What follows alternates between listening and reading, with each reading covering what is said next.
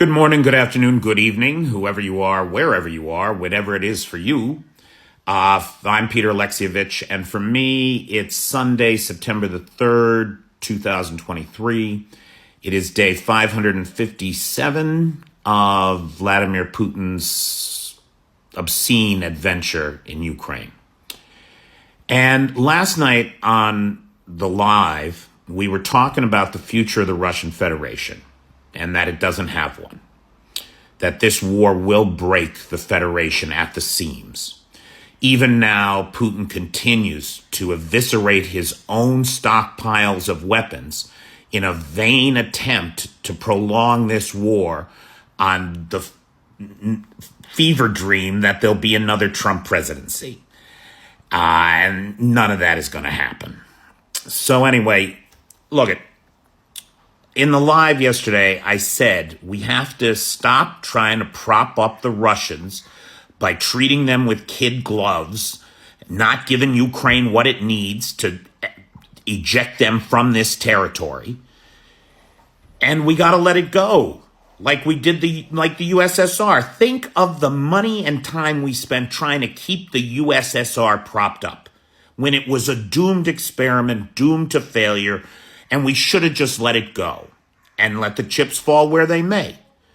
We have to stop thinking about how to appease this brutal Kremlin regime, and we need to start thinking about how we're going to help pick up the pieces.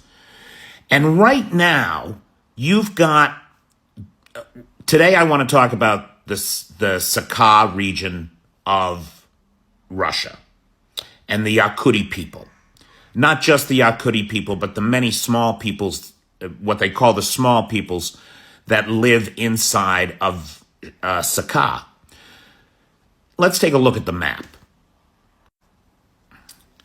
Sahka is that red area that you see, part of Russia, right? It's 15% of the land area of Russia. It is one province. Its capital is Yakutsk. And most of the folks there would consider themselves to be Yakutiy. There's about 1.1 million people living there. And these are a people with a long and rich tradition. The Russians first came to this region 400 years ago in the 1600s. And they colonized it, right? At the point of a sword. And during the 1600s, there were at least 4 rebellions against Imperial Russia, where the Yakutis tried to fight them off. As so many other peoples did in the face of Moscovian brutality, they failed. And the Muscovites, apparently, the big thing was to burn the people alive in order to subdue them back in the 1600s. But rebellion against Moscow did not end in the 1600s. When the empire itself fell in the 20s, there were 3 revolutions inside of Sahka against the communist regime in Moscow. Again, brutally put down. In the 90s, when the Soviet Union collapsed, the people of Sahka thought that they had a shot.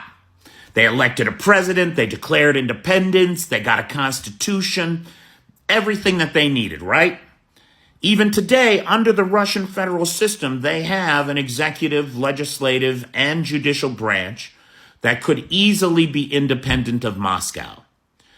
Of course, in the 90s, the Russians didn't let them go. Did not let them go. And again, brutally repressed the independence movement. Today, the people of Sahka are again suffering as they see their men disappear by the busload, by the helicopter full, as they are forcibly conscripted into Russia's war of aggression against Ukraine. Here you can see the forced recruitment. You can see a Rosguardian telling the people of Sahka, the games are over since this very moment. All of you are in the military. End of conversation. This has led to protests. We haven't seen these protests on the Western media, but there is an emergent independence movement in Sahka. This protest in particular, 50 of the women here were arrested, and the protest itself was put down. Rosguardia sent, not troops, but members of Rosguardia showed up here to put this down and continue to patrol the streets of Yakutsk. Meet Sargalana Kondakova, co-founder of the Free Yakuti Fund. She and her colleague, Raza Zubariva, are working to create a new independence movement.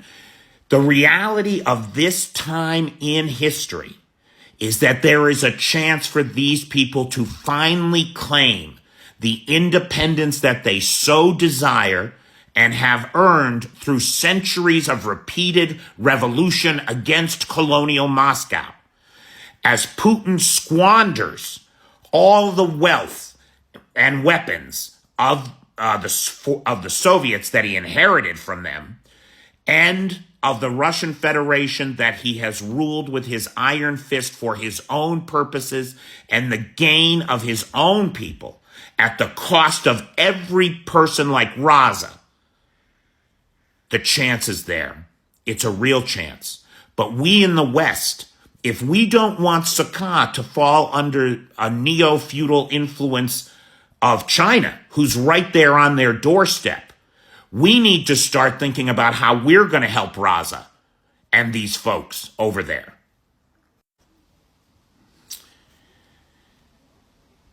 I don't have any doubt that the pressures of this war will burst the Russian Federation at its seams. The Russian Federation, 36 months after the Ukrainians eject the Russians from Ukraine, there will be no Russian Federation. And we don't have to do anything, except we got to be there to pick up the pieces, or the Chinese will extend their influence all the way to Siberia, installing puppet regimes. They're already working on it now. You can be sure of that. Here and in Kamchatka and in Irkutsk, we got to be there. We got to help these folks to bring themselves up into the modern democracies that they could be as independent free states. My very best wishes to the people of Sahka.